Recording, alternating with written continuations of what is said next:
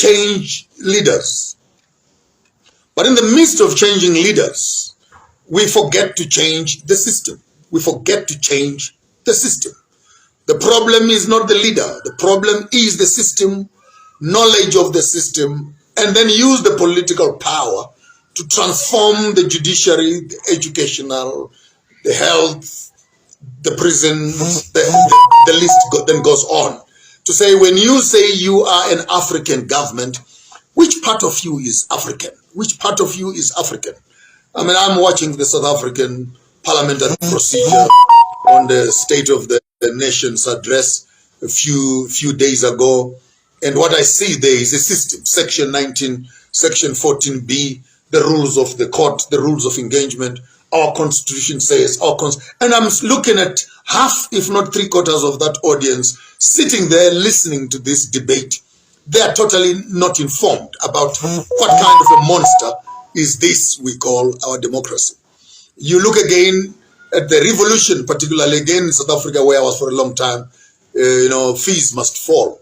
The educational revolution that happened at most of the universities, if not all the universities in South Africa, where students were saying, we want free education, fees must fall.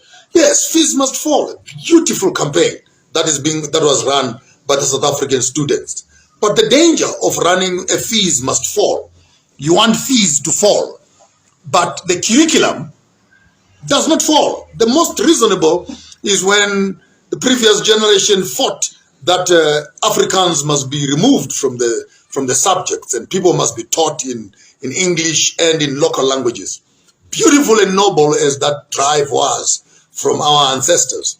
But you look into the present day, the change of language from Afrikaans to English did not come with the transformation and the change of the curriculum.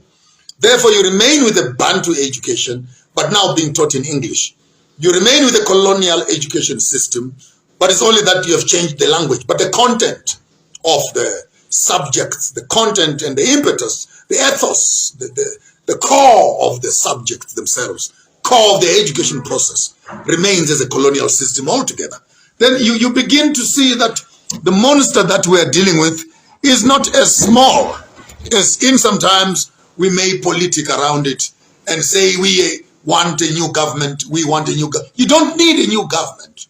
You need a new thinking.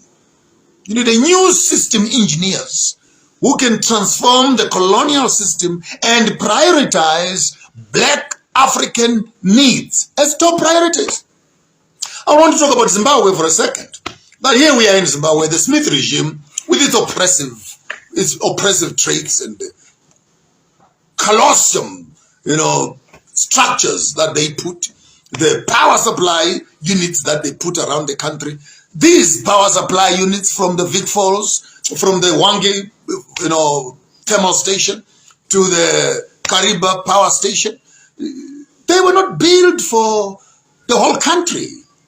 They were built for Zisco Steel, Harare, Mutare, Bulawayo, where the 30–20% of the population, which was white population, were living in. Now you look after independence, the problem of urbanization is urbanization.